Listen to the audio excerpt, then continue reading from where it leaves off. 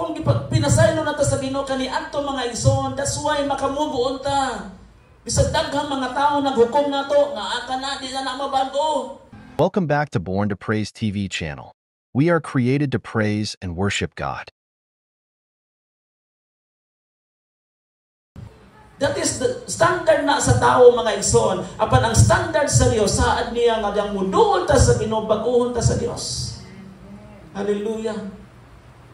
Muna nga sa atong pagduol diya sa Ginoo, make sure nga kinahanglan nga residido gyud ta nga makabag-o ang Dios kanato. Kay kanang kaluwasan di na trabaho sa tao. Di na atong trabaho. Kisa ng trabaho? Trabaho na sa Dios. Kay nagsaad siya sa diyang muduol tas Ginoo mga igsoon. Hallelujah. Bisag unsa ka pula, kadagtong pula maputi kini sama sa balhibo sa karnero. Dalay ko na atong buhi nga Dios. No? Verse 19. Kung andam kamong magmasinugtanon, naa po din mga requirements. Aron nga ihirta sa Dios. Spiritual healing, spiritual cleansing, purifying mga igsoon. Kanang verb diha nga magmasinugtanon. Na sa itong pagduol sa Ginoo karon ra sa sunod wala na masinugtanon. Unsaon naman na? Unsaon man nato paghimong consistent diha sa Ginoo. Kung ang atong pagpangalagad sa Dios on and off. Gamiton sa kaaway mga igsoon nato kawalad to tell you para nga makat kanang word nga magmasinugtanon. Dili pwede nga kita dili pwede nga ang Dios mo adyas nato. Amen. Dili pwede. Dapat atong ilon mga igsoon nga siya mo ilabaw nato mga igsoon that kung muna ato ang mga problema, then ask the Lord to provide it. Pangayua sa Dios nga providean ka tungod kay mo ni adlaw mga igsoon nga muduol ta sa Dios. This is the day that the Lord has made. We will rejoice and be glad in it. Muning adlaw nga magmaya ta tungod kay kitang tanan makapadayag sa atong kalipay diha sa Ginoo kung giunsa ta kapag panalangin sa Dios. Hallelujah.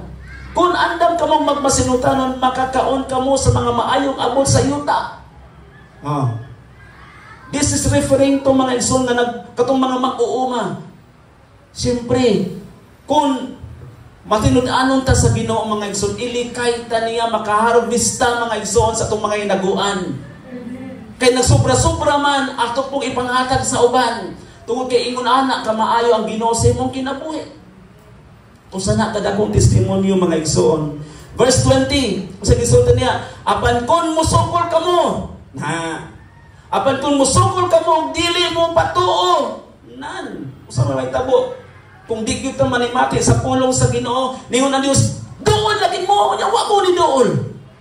Napaantaw ra. Kung sa'y sulti sa Ginoo, sa'y sulti sa Dios, patyon ka mo, pinaagi sa espada. See?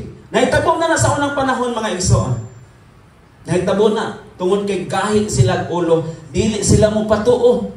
Ningon na Dios, ako ang Ginoo, mao'y nagsulti niini. Hallelujah.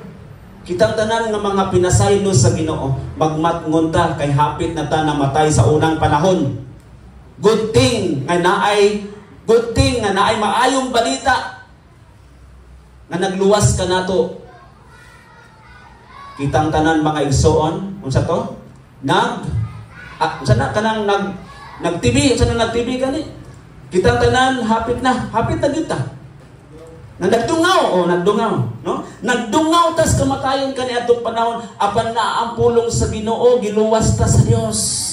Na ang tabang sa Ginoo gisnat ta niya mga igsoon, gikan sa pagdungaw sa bangin. Gisnat ta sa Ginoo. Grabe ang Dios kung masuko mga igsoon. Tungod kay gahi ang mga tao.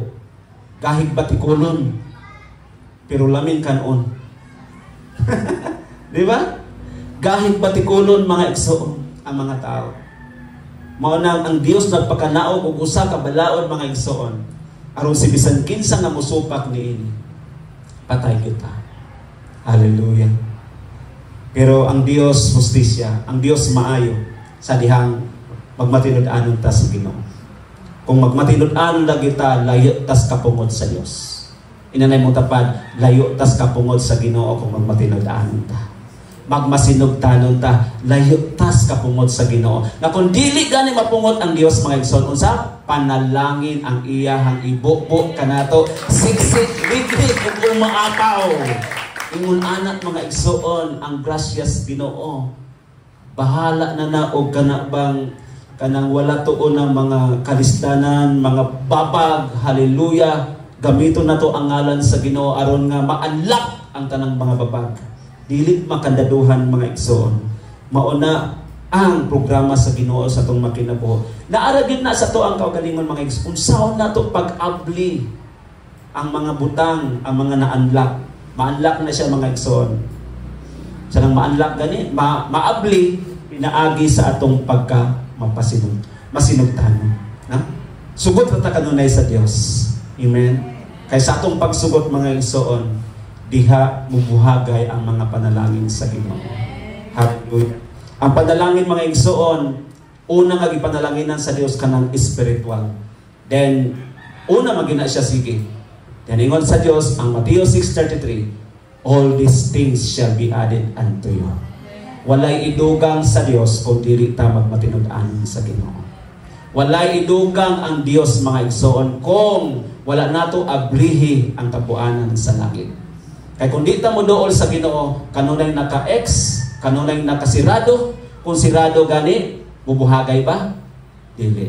Di man ablihan sa Dios mga igsoon kung di ta mo duol sa Ginoo. Sa ato pa, ang susi sa pag-abli mga igsoon sa pagbuhagay sa panalangin, ang imong pagduol. Amen? Yan mo tapat, duol kita kanunay para bukas ang langit para nimo para nako malipayon ta. Ha? So, ingon na anak mga igsoon. Ang ikatulo, kaning kasiguruan sa pulong sa Dios. Ha? Ang kasiguruan sa pulong sa Ginoo. So may kasiguruan sa atong pagduol sa Dios. Okay? Sa atong pagduol sa Ginoo mga igsoon, nakadungog ta siyang pulong. Atong abrihan atong mga Bible na sa verse 23. Kung sa Iglesia sa verse 23 sa Isaiah. Nanumpa ako sa akong kaugalingon o nagpakanaog ako og matarong nga sugo nga dili ko na bakwion. See? Sugo nga dili ko na bakwion. So unsa man ang sugo nga dili ko na bakwion? Mangluhod kanako ang tanang tuhod og manumpa ang tanang dila. Sa manang manumpa ang tanang dila, magsulti og mga pulong nga makapahimaya sa Dios. Mao ni ang gisulti niya mga igsoon sa verse 23. Hallelujah. Pag ingon mangluhod ang tanang tuhod, that is nagpasabot na nga kining adlaw mao ang adlaw nga ang tanan mutug-an nga siya mao ang Dios. Sa atong pagdaig, gitug-an nato nga siya mao ang Dios na nagluwas sa atong pamilya, na nagluwas kanato bisan pa sa umaabot nga mga butang. Danger. Tug-anan ta sa Dios. Aron nga ang tanan mga igsoon nga nagsampit sa ngalan sa Ginoo, dili og dili nagyud kini mabakwi sa Dios. Tungod kay nasilyuhan na kini mga igsoon diha sa pulong sa Ginoo. Ang kaluwasan para sa tanan nga niduol sa Dios, hukom o mahilayo mga igsoon sa katalagman, sa paghukom sa Ginoo. Tungod kay ang Dios mga igsoon, dili layo kanato. Magpabilin siyang duol. Magpabilin siyang maayo sa atong makinabuhi. Ang atong cross reference yan mga igsoon diha sa Isaiah chapter 14 verse 11 to 12. Kung sa gisulti sa Isaiah chapter 14 verse 11 to 12, kay ang kasulatan nag-ingon, tungod kay buhi ako nag-ingon ang Ginoo, buluhod ang tanan. Romans chapter 14, Romans chapter 14 verse 11 to 12. Kung sa gisulti niya, kay ang kasulatan nag-ingon, tungod kay buhi ako nag-ingon ang Ginoo, muluhod ang tanan sa akong atubangan ug ang tanan magdayeg sa Dios. Kinsay imuhang giduol panahon sa mga pagsimba? Ang Dios. Kinsay gihatagan nimo panahon sa mga pagdayeg? Ang Dios. Mo na mga igsuon, kining luhod, it is not literary nga itong buhaton. It is a symbol of worship.